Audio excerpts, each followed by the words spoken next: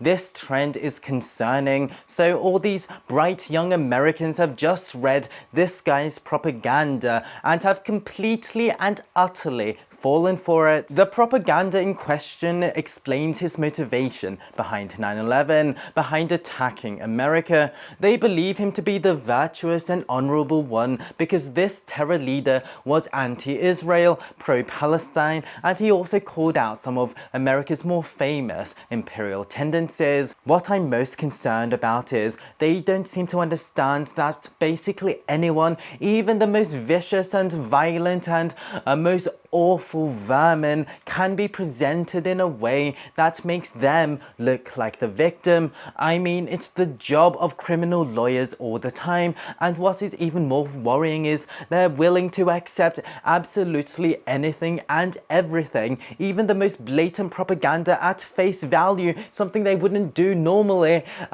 just as long as if it fit into their anti-Western, anti-American ideology. So that got me thinking, using their reasoning, what's stopping them from supporting one of the most famous anti-Western, anti-American regimes of the 20th century, Imperial Japan, who are probably responsible for more civilian deaths than even contemporary Germany. I mean, they could learn about how America in 1853 landed on their peaceful shores of feudal Japan and forced the gates open using imperial gunship diplomacy. These hairy, smelly Western barbarians were also responsible for other atrocities in Asia, like the Opium War, which reduced the honorable Chinese to a vegetative state. The Asians were humiliated by countless racist, unfair treaties, and then when the people of color tried to take their motherland back from the Western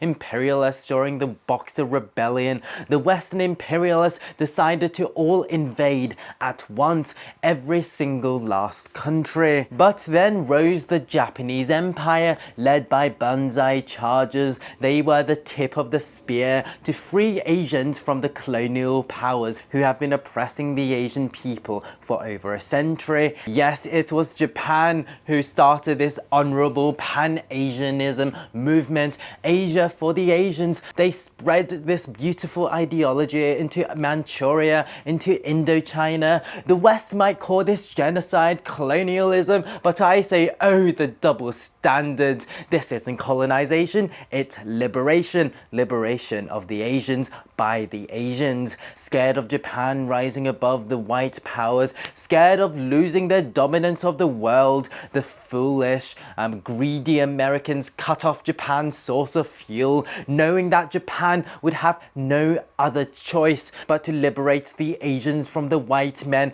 once and for all. And that is why Pearl Harbor was America's fault. And there you are, 1940s Japan, honorable anti-colonialists trying to free themselves from the evil imperial American yoke. Thanks for listening.